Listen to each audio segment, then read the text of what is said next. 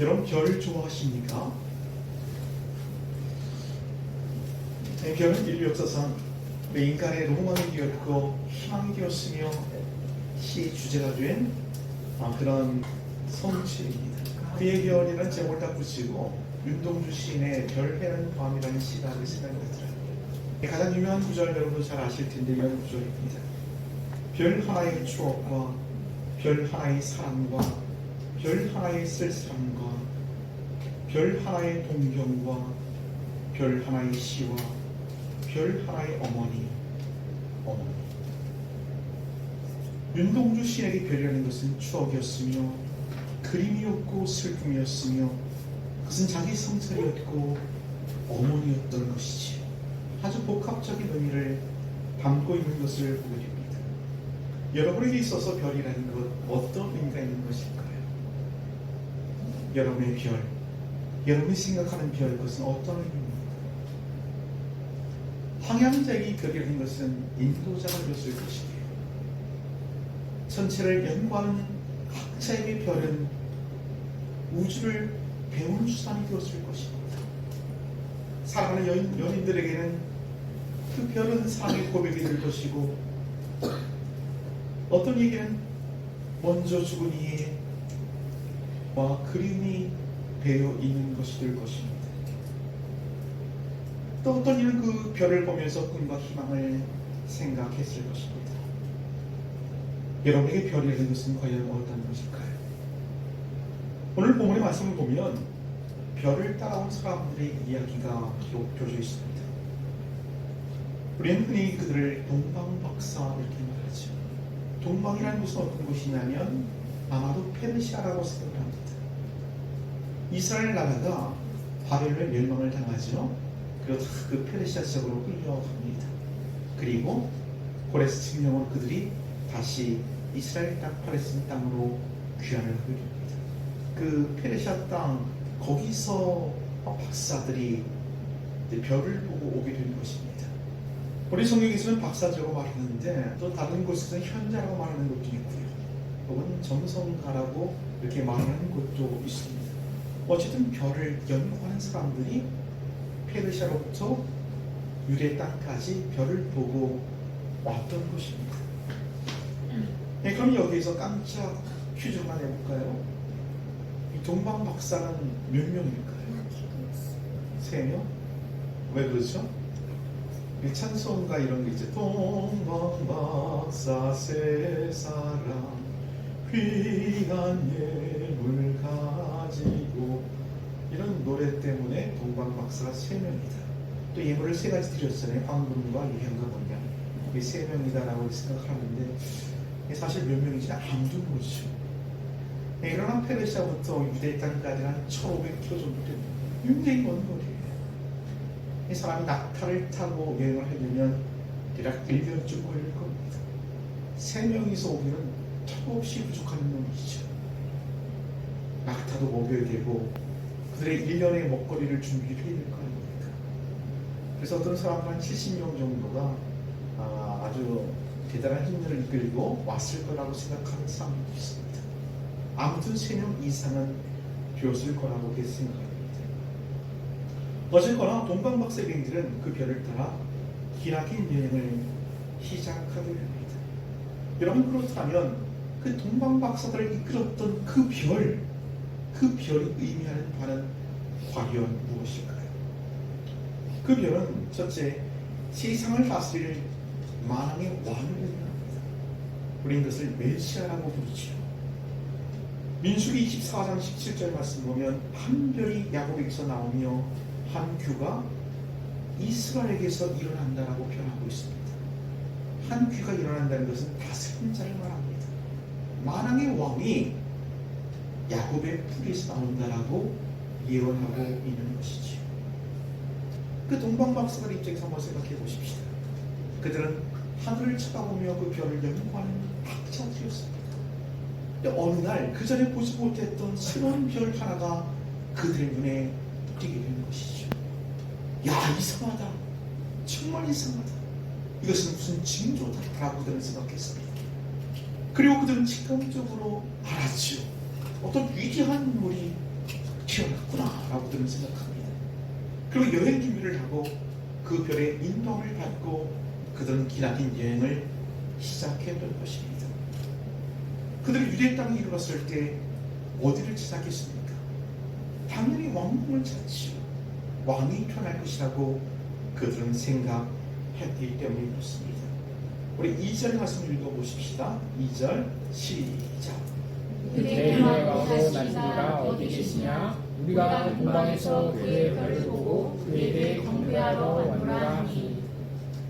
동방 박사들이 생각하기에 왕은 왕궁에서 왕자로 태어날 거라고 생각했습니다. 그런데 왕자가 태어나는 것이 아니라 왕궁이 소동하기 시작합니다. 세상이 소동하기 시작해요. 왜 그렇습니까? 세상에 태어난 두 개가 있을 수 없죠. 왕이 둘이 있을 필요가 없는 것입니다. 하나는 죽어야 만나는 것이죠. 그래서 소동이 일어납니다. 그때 그 유대 땅을 다스렸던 왕은 헤롯인데 헤롯이 꾀를 냅니다. 그리고 이렇게 얘기하죠. 당신들이 그 왕을 찾는다면 나에게도 알려주시오. 나도 가서 그 만왕의 왕에게 경배하겠소. 이렇게 얘기합니다. 근데 그 만왕의 왕을 어떻게 표현하는지 우리 4절 말씀 읽어보십시오. 4절 시작.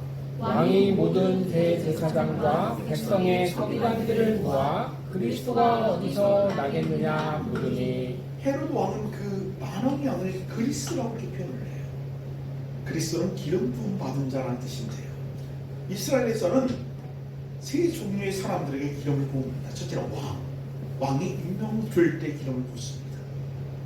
두 번째는 하나님과 사람 사이를 잇는 그 제사장을 임명할 때도 기름을 붓고요. 세 번째는 하나님 말씀을 전하는 선지자입니다. 선지자를 임명할 때도 기름을 붓습니다. 만왕의 왕은 세 가지 직책을 동시에 수행하는 사람입니다. 그를 그리스도 이렇게 부릅니다. 그것을 히브리 말로는 메시아, 구세주라고 부르고 있는 것이죠. 이 헤롯도 아마 알았던 것 같아요. 그 왕, 그 태어날 왕은 메시아, 구세주라는 사실을 압니다. 그러나 헤롯은 이것이 마땅치 않았습니다. 왜냐하면 자기가 다스린 땅에 구세주 왕이 태어나면 자기는 몰락할 것을 직감했기 때문에 그렇습니다. 그래서 그를 죽이려고 시도하죠. 그러나 하나님은 이 동방 박사들에게 미리 나타나 다른 길로 돌아가라고 예고를 하십니다. 우리 12절 말씀도 읽어보십시다. 12절 시작. 그들은 꿈에 헤롯에게로 돌아가지 말라 지시함을 받아 다른 길로 고국에 돌아가니라. 그래서 동방 박사들은 아끼게 경배하고 다른 길로 돌아갑니다. 속은 줄 알았던 헤롯은 엄청난 일들을 저지르게 됩니다. 우리 말씀 한번 읽어보십시다. 16절입니다. 16절 시작. 이에 헤롯이 박사들에게 속은 줄 알고 심히 노하여 사람을 보내어 베들레헴과 그 모든 지경 안에 있는 산의 아이를 박사들에게 자세히 알아본 그때를 기준하여 2살부터 그 아래로 다 죽이니. 2살 아래의 아이들을 다 죽여버리는 그런 엄청난 만행을 저지르게 되죠. 어쨌거나 동방 박사들은 헤롯 왕궁을 떠나서 그 별의 인도함을 따라 베들레헴이라는 지역으로 가게 됩니다. 거기에 별이 딱 멈추고 한 곳을 비추는데 어떤 지에 마구간이 있어요. 그 안에 들어갔더니 어떤 부부가 아기를 낳았는데 그 아기가 바로 예수이죠. 그 말씀 읽어보십시다. 우리 10절과 11절입니다. 시작. 그들이 별을 보고 매우 크게 기뻐하고 기뻐하더라. 집에 들어가 아기와 그의 어머니 마리아가 함께 있는 것을 보고 엎드려 아기께 경배하고 보배함을 열어 황금과 무령과 모략을 예물로 드리니라. 그 별 인도함을 따라갔던 그곳에서 아기 예수를 만나고 동방 박사들은 아기 예수께 경배합니다. 그리고 세 가지 예물을 드리죠. 황금과 유향과 모략. 이 황금은 뭡니까? 왕권을 상징하는 것. 유향은 제사장을 상징하는 것. 제사 드릴 때 유향을 태워서 하나님께 제사를 드렸거든요. 세 번째 모략은 이 부패를 방지하는 겁니다. 보통 장례식에 많이 사용되는데 그것은 세상의 부패를 방지하는 선자의 말씀을 상징하는 겁니다. 황금과 유향과 왕과 제사장과 선지자, 이 세 가지 책임을 감당할 분이 바로 그리스도 예수인 줄로 믿으시기 바랍니다. 그 별이 뭘 의미한다고요? 바로 그 별 자체이신 그리스도 예수를 의미하는 줄로 믿으시기 바랍니다. 두 번째로 그 별이 의미하는 것은 세상을 비추고 구세주에게로 인도하는 그 별입니다. 진짜 별은 아기 예수시고요. 그 아기 예수 그 별에게로 인도하는 그 별, 하늘에 떠있는 그 별, 그 별은 바로 세상을 비추는 저와 여러분이 되는 줄로 믿으시기 바랍니다. 지난주 금요일날 우리 시국 공연이 있었습니다. 제가 그 공연을 관람하고 그 격려 그 페이퍼가 있더라고요. 그 공연을 보고 소감을 쓰는 페이퍼가 있는데 제가 그 페이퍼에 뭐라고 썼냐면, 난 내가 별인 줄 알았어. 그런데 지금 보니 왕별이네 라고 이렇게 글을 써줬어요. 제가 왜 이런 글을 썼냐면 시와 그 전에 그런 얘기를 한 적이 있거든요. 자기가 반디프리아라는 노래를 듣고서 울었다는 거예요. 왜 그랬냐면, 나는 내가 별인 줄 알았는데 연기에 재능이 있는 아이인 줄 알았는데 알고 봤더니 개똥벌레라는 사실을 자각하고 무너지는 마음이 울었다는 겁니다. 왜 이런 마음이 생겼냐면, 이번 공연이 20세기 초에 나왔던 희극입니다.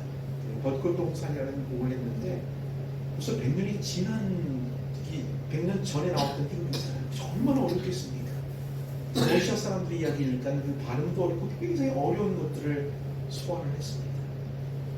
뿐만 아니라 두 가지 캐릭터가 다른 역할을 두 개를 맡은 거예요. 그래서 오후에는 다른 캐릭터, 또 밤에는 또 다른 캐릭터를 했더니 그 배우라는 것이 몰입을 했다가 또 다른 곳으로 몰입을 해야 되니 얼마나 어렵겠어요.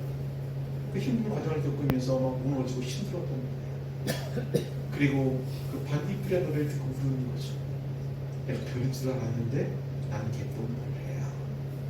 제가 그 얘기를 들었던 것이 기억이 나가지고, 너는 왕별이야 라고 격려의 말을 써줬던 겁니다. 그리고 어제 밤에 모든 일정을 마치고 한 1시쯤에 제가 데리고 들어왔어요. 그래서 엄마가 준비했던 그 딸기를 먹으면서 그 반디프리아 노래를 들었습니다. 그 노래를 듣고 제가 시호한테 이렇게 물었죠. 시호야, 별은 왜 빛나는 걸까? 별은 왜 빛을 비추는 걸까? 이렇게 물어봤어요. 그랬더니 김시호가 가만히 생각하더니, 아빠는 어떻게 생각하는데? 어떻게 묻는 거예요. 그래서 우리 내일 얘기하자. 그리고 잠을 잤습니다. 사랑하는 여러분, 별은 왜 빛나는 걸까요? 한번 생각해 보십시오. 별이 왜 빛나는지 한번 생각해 보십시오. 옛날 얘기인데요. 전기가 없던 그런 시절 얘기입니다. 전기가 없으니 가로등도 없고 세상은 깜깜합니다. 어떤 소경이 등불을 밝히고 길을 가고 있는 겁니다. 이상하잖아요. 그 이웃들이 놀리듯이 이렇게 묻습니다. 아니 여보시오, 당신은 밝은 낮이나 깜깜한 밤이나 보지 못하는 사람인데 뭐 하려고 등불을 켜고 그렇게 밤길을 가시오? 이렇게 물어봤어요. 그래서 이 사람이 얘기합니다. 네, 제가 등불을 켜고 가는 것은 제가 길을 보려고 밝히는 것이 아닙니다. 이 등불을 보고 다른 사람들이 나를 피해가라고 등불을 밝히고 있는 것입니다. 이렇게 얘기했다는 거예요. 그 등불은 자기를 위한 것이 아니라 다른 사람을 위한 것이었죠. 별빛도 마찬가지입니다. 별빛은 자기를 위해 비추는 것이 아니라 다른 사람들을 위해서, 타인을 위해서 비추고 있다는 사실을 여러분 주목하시기 바랍니다.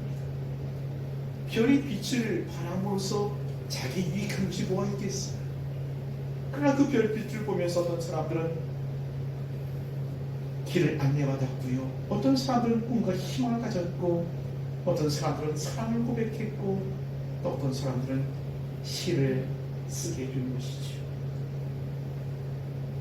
우리가 인기를 얻거나 매스컴에 주목을 받는 사람들은 스타라고 이렇게 말하죠. 그렇지 않습니까? 아니, 그 연예계를 주목해 보면 그 자기만 주목하는 받으려고 빛을 발하는 사람은 오래 가지 못해요. 정말 그렇습니다. 그러나 그 빛을 발함으로써 다른 사람이 유익을 주는 사람은 아주 오래 가고 길길이 남는 것을 보게 됩니다. 그 대표적인 사람은 유재석 같은 사람이죠.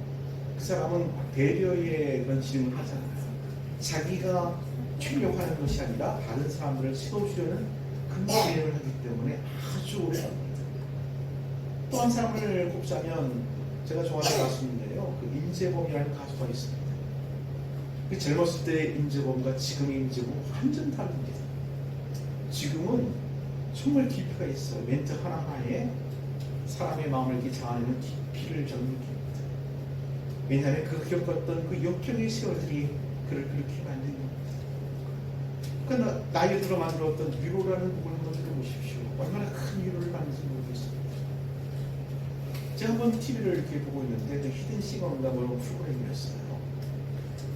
어떤 정말 조폭처럼 생긴 사람이 나왔어요. 등치 살만한 사람이 막 얼굴이 우락부락한 사람이 나왔더라고요. 근데 자기 정말 전직 조폭이래. 근데 그 임재범의 비상이라는 노래 있잖아요. 그 노래를 듣고 자기가 어둠의 세계에서 나왔다고. 임재범이라는 사람이 불렀던 그 노래의 빛이 한 사람을 어둠의 세계에서 끌어낸 것이죠. 사랑하는 여러분, 성서는 우리 신자를 향하여 너희는 세상의 빛이다라고 말합니다. 우리는 다 별들입니다. 빛을 내는 별들이에요. 다 저마다의 빛이 있어요. 다른 사람이 어떤 빛 내는지 그걸 쫓아다닐 필요 없습니다. 하나님께서 우리에게 주신 고유한 빛이 있어요. 그 빛을 내면서 세상을 비추는 것입니다. 나의 빛, 너의 빛이 다 합치면 밝은 빛이 되어 우리는 세상을 밝히게 될 것입니다. 그것이 성탄의 메시지예요. 예수께서 우리에게 뭐라고 하신다고요? 네가 바로 그 별이야. 그 별. 세상을 비추는 그 별이야. 뿐만 아니라 그 별은 예수에게로 인도하는 별입니다. 동방박사들이 그 별을 보고 예수를 찾았던 것처럼 우리가 비추는 그 빛을 통하여 많은 사람들을 예수에게로 인도해야 될 줄로 믿으시기 바랍니다. 이것이 우리가 빛을 비추는 주된 목적인 것을 기억할 수 있는 저 여러분 되어지기를 주 예수 이름으로 축원합니다. 세 번째로 생각해 봐야 될 것은 별이 어떻게 빛날까요? 별이 빛날 수 있는 이유는 자신의 태우기 때문에 그렇습니다. 우리 보통 그러잖아요. 항성이 있고 행성이 있습니다. 우리 지구 같은 별들을 우리 행성이라고 얘기를 하고요. 태양 같은 별들을 항성이라고 얘기합니다. 항성 스스로 빛을 내는 별들입니다. 어떻게 빛을 내냐면 자기를 태우는 거예요. 헬륨, 수소 이런 것들이 막 핵판을 일으키며 터지죠. 자기를 태우면서 빛을 발하고 있는 것입니다. 그리고 가장 강력한 빛을 발할 때는 그 항성이 터지면서 나중에 추후에 가장 강력한 빛을 발하게 되는 것이죠. 우리의 별이신 아기 예수를 한번 생각해 보십시다. 동방박사들이 그 별이신 아기 예수를 찾아 경배합니다. 그는 엄마 마리아의 품에 안긴 아주 연약한 아기입니다. 그 아기를 가만히 한번 보십시오. 저는 그 아기 예수를 보면서 두 가지 어떤 깨달음을 얻어서, 첫째, 아기도 빛을 발한다는 거예요. 아기만의 빛을 발하는 거죠. 아기처럼 연약한 존재도 그 어떤 빛을 발하고 있는 것입니다. 두 번째 깨달음은 뭐냐면 아기라는 존재는 얼마나 연약하면 누군가의 도움이 없이는 살 수 없는, 존재할 수 없는 그런 존재라는 것입니다. 누군가의 빛을 받아서 아기는 생존하고 아기의 빛을 받아서 다른 사람들도 기쁨을 얻게 되는 것이죠. 요셉과 마리아의 빛을 예수도 받는 겁니다. 다른 이웃들, 다른 타인들의 빛을 받아서 아기 예수도 성장하게 됩니다. 그렇게 서로의 빛을 나누면서 33년의 생애를 예수는 살아내십니다. 그리고 마지막에 십자가의 지심으로 마지막 강력한 생명의 빛을 발하시죠. 그 복음의 빛을 발하는 것, 이것이 이 땅에 사셨던 예수의 생애인 것이에요. 사랑하는 여러분, 저 여러분도 별이라면 예수께서 사셨던 그 길을 따라 사는 사람들입니다. 서로에게 타인에게 유익이 되는 빛을 발하십시오. 그리고 다른 사람의 빛을 받으십시오. 우리는 그것을 사랑이라고 말하지. 사랑을 전하고 사랑을 받으십시오. 그리고 세상을 밝혀내십시오. 그리고 마지막에 정말 우리 예수님 천국의 모든 것을 다 던짐으로써 복음의 빛을 발할 수 있는 저 여러분 되어지기를 주 예수 이름으로 축원드립니다. 근데 여기서 잊지 말아야 될 것은 내가 타지 않고 나를 내주지 않고 우린 빛을 발할 수는 없다는 겁니다. 자꾸 자기를 내주어야 합니다. 손해보는 것을 즐기십시오. 정말 아름다운 빛, 세상을 밝히는 빛을 내 속에서 만들어내기 위해서는 나를 내주고 손해보고 희생하고 이런 사람들을 사시기를 주 예수의 이름으로 축원합니다. 이것이 2025년 성탄절 우리에게 주시는 주님의 메시지입니다. 기도하십시다.